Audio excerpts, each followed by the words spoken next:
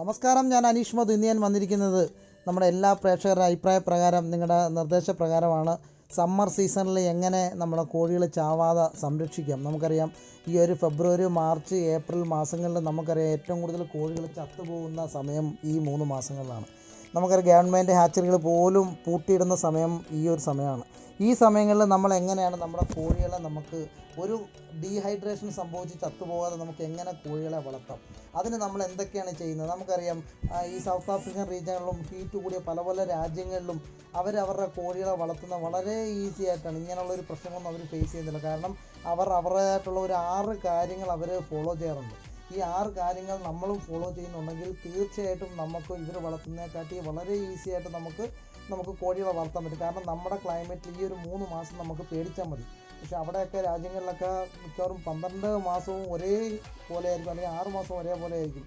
അപ്പോൾ നമുക്ക് ആ ഒരു 3 മാസത്തേക്ക് മാത്രം നമ്മൾ പേടിച്ചാൽ മതി. അതുമാത്രമല്ല, നമ്മുടേതായിട്ടുള്ള പരമ്പരാഗതമായിട്ടുള്ള ഒരു 4 രീതികളും കൂടെ ഉണ്ട്. ഈ 4, 6, 10 രീതികൾ നമ്മൾ ഫോളോ ചെയ്യുന്നുണ്ടെങ്കിൽ 100% നമ്മുടെ കോഴികൾക്ക് ഒരു അസുഖമോ ഒരു ഡീഹൈഡ്രേഷനോ സംഭവിക്കാതെ, നമുക്കറിയാം കണ്ണൊക്കെ പഴുത്ത് വരുന്നതും ഈ പറഞ്ഞ വെയിറ്റ് ലോസ് ഉണ്ടാകുന്നതും ഈ പറഞ്ഞുള്ള ഈ വാ പൊളിച്ച് നിന്ന് ചത്തുപോകുന്നത് നമുക്കറിയാം. ഈ ഒരു കാലഘട്ടത്തിൽ നമുക്ക് എങ്ങനെ അതിനെ അതിജീവിക്കുക എന്നുള്ളതിൻ്റെ ആധികാരികമായിട്ടുള്ള വീഡിയോ ആണ്. ഇതൊന്ന് സ്കിപ്പ് ചെയ്യാതെ മുഴുവനായിട്ട് കാണുക. നിങ്ങളുടെ അഭിപ്രായങ്ങളും നിർദ്ദേശങ്ങളും നിങ്ങൾ ഈ വീഡിയോയിൽ നിങ്ങൾ കമൻറ്റ് ചെയ്യുക. നമുക്ക് ഒന്നാമതായിട്ട് പറയുകയാണെങ്കിൽ, നമ്മൾ പാരമ്പര്യമായിട്ട് നമ്മൾ ചെയ്തു വന്നിരുന്ന ഒരു കാര്യങ്ങളുണ്ട്. ചൂട് കൂടാതെ ഇരിക്കാനായിട്ട് ഓല മേഞ്ഞിടുന്നൊരു സിസ്റ്റം നമ്മൾ പണ്ടോട്ടെ നമ്മൾ ചെയ്യാറുള്ളതാണ്.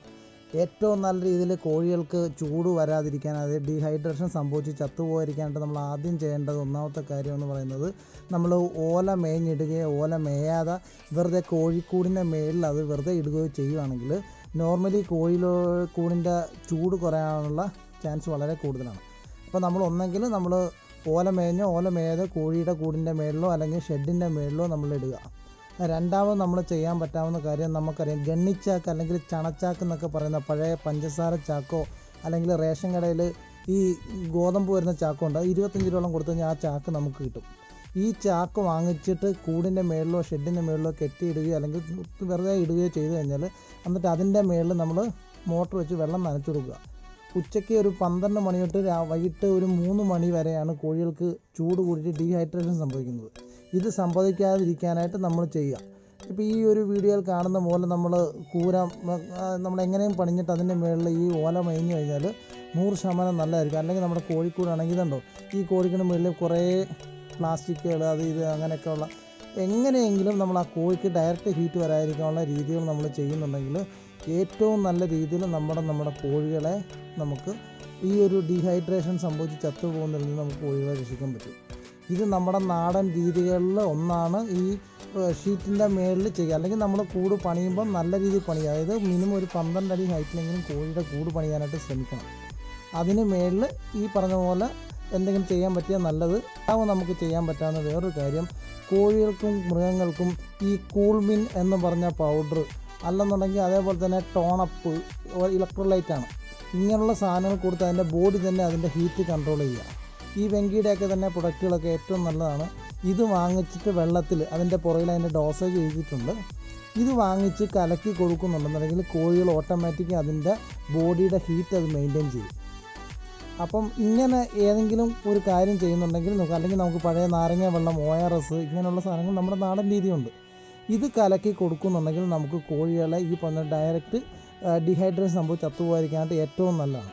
പിന്നെ സാധാരണ നമ്മുടെ രീതി, കോഴികളെ വളർത്തുമ്പോൾ നമ്മൾ കുടിക്കാനുള്ള വെള്ളത്തിൻ്റെ അവൈലബിലിറ്റി മാക്സിമം കൂട്ടി കൊടുക്കുക. നേരത്തെ 2 പാത്രമാണ് വെച്ചെങ്കിൽ ഇത് 4 പാത്രം വെച്ച് കൊടുക്കുക, 4 ആണെങ്കിൽ 8 വെച്ച് കൊടുക്കുക. അങ്ങനെ എപ്പോഴും നോർമലി അത് വെള്ളവും തീറ്റയും കഴിക്കുന്നതിൻ്റെ ആ അളവ് എപ്പോഴും ഉള്ളതിനെക്കാട്ടി കൂടുതൽ ഈ പരന്ന പാത്രങ്ങളിൽ വെച്ച് കൊടുക്കാൻ പറ്റിയ ഏറ്റവും നല്ലതാണ്. ഡയറക്റ്റ് സൺലൈറ്റ് ഏറ്റ് അതിൻ്റെ ബോഡി ഹീറ്റ് കൂടുന്ന സമയങ്ങളിൽ ഇതിന് വെള്ളം ഇങ്ങനെ മുഖത്ത് തെറിക്കത്തില്ല നമ്മൾ ചൂട് കൂടുമ്പം.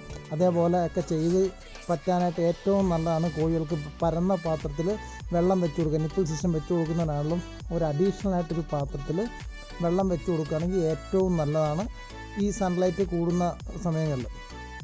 അടുത്തായിട്ട് പറയാനായിട്ട്, നമ്മുടെ കോഴികളുടെ ബോഡിയിൽ തന്നെ ഈ നമ്മൾ കുടിക്കുന്ന വെള്ളം എത്ര കുടിച്ചാലും ഇതിന് ദാഹം കിടില്ല. അപ്പോൾ അങ്ങനെയുള്ള സമയത്ത് വാട്ടർ മെലോൺ, നമ്മുടെ തണ്ണിമത്തൻ എന്ന് പറയുന്ന സാധനങ്ങൾ, അത് കറക്റ്റ് അത് ആഹാരവും ഓട്ടോമാറ്റിക് എപ്പോഴും ശരീരത്തുള്ള വാട്ടർ പെർസെൻറ്റേജ് വളരെയധികം കൂട്ടാനായിട്ട് ഏറ്റവും നല്ലതാണ് ഈ ഫ്രൂട്ട്സ് കൊടുക്കുന്നത്. ഫ്രൂട്ട്സിൽ തന്നെ ഈ പറഞ്ഞ പോലെ വാട്ടർ മെലോൺ കൊടുക്കുന്നത് ഏറ്റവും നല്ലതാണ്. ഈ ഒരു ഡീഹൈഡ്രേഷൻ സംഭവിച്ച് ചത്തുപോകാതിരിക്കാനായിട്ട് ഏറ്റവും നല്ലതാണ്.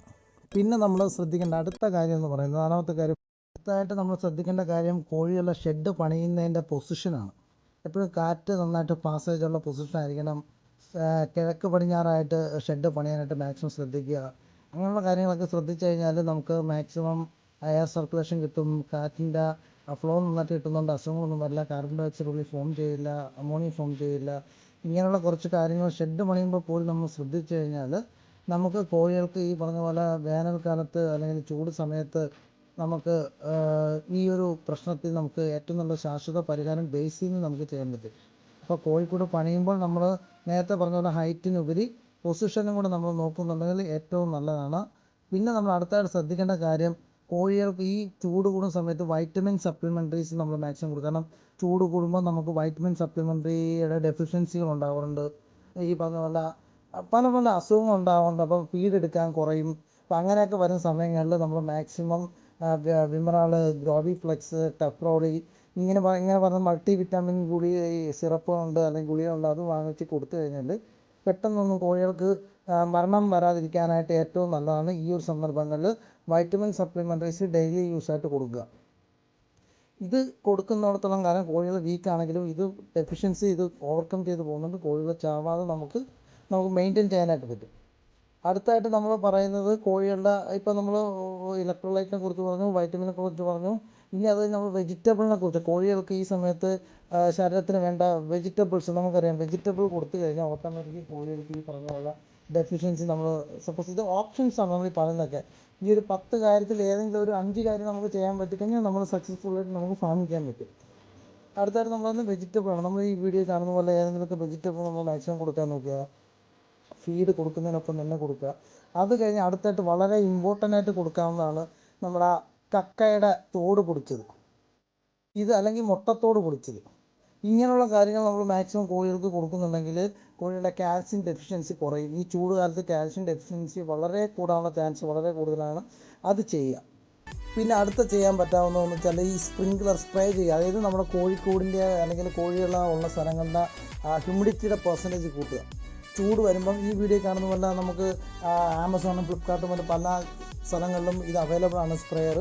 ഇത് വാങ്ങിച്ചിട്ട് ഓരോ മണിക്കൂർ ഇടവിട്ട് സ്പ്രേ ചെയ്യാം. ടൈമർ വെച്ചിട്ടുള്ള സ്പ്രേ 1000 രൂപയ്ക്ക് താഴെയുള്ള സാധനങ്ങളൊക്കെ അവൈലബിൾ ആണ്. ആമസോൺ, ഫ്ലിപ്കാർട്ട് സെർച്ച് ചെയ്താൽ മതി. ഇങ്ങനെയൊക്കെയാണ് നമ്മൾ കോഴികളെ വളർത്തുന്ന ഏറ്റവും വലിയ ടിപ്പുകൾ. പറയുകയാണെങ്കിൽ വേനൽ ചൂടിനെ അതിജീവിക്കാനായിട്ട് ഏറ്റവും നല്ലൊരു ഒറ്റമൂലി എന്ന് പറയുന്നൊരു പരിപാടിയുണ്ട്. ഇത് ചെയ്യുന്നുണ്ടെങ്കിൽ അത് ഒറ്റമൂലി ഒരു വട്ടം കൊടുത്താൽ പോരാ. സാധാരണ ഒറ്റമൂലി നമ്മൾ പറയുമ്പോൾ നമ്മൾ ഒരു വട്ടം കൊടുത്താൽ മതി എന്ന് പറയും. പക്ഷേ ഇത് ഒരു വട്ടം കൊടുത്താലും കറക്റ്റായിട്ട് അതിൻ്റെ കറക്റ്റ് ഡോസ് കിട്ടാത്തതുകൊണ്ട് നമ്മളിത് ഇടയ്ക്ക് ആഴ്ചയിൽ 1-2 വട്ടമൊക്കെ ഇത് കൊടുക്കുന്നുണ്ടെങ്കിൽ ഏറ്റവും നല്ല, അല്ലെങ്കിൽ കുടിക്കുന്ന വെള്ളത്തിൽ ഇത് ഒറ്റമൂലിയെ കുറിച്ചുള്ള വീഡിയോ ബുധനാഴ്ച അപ്ലോഡ് ചെയ്യുന്നതായിരിക്കും.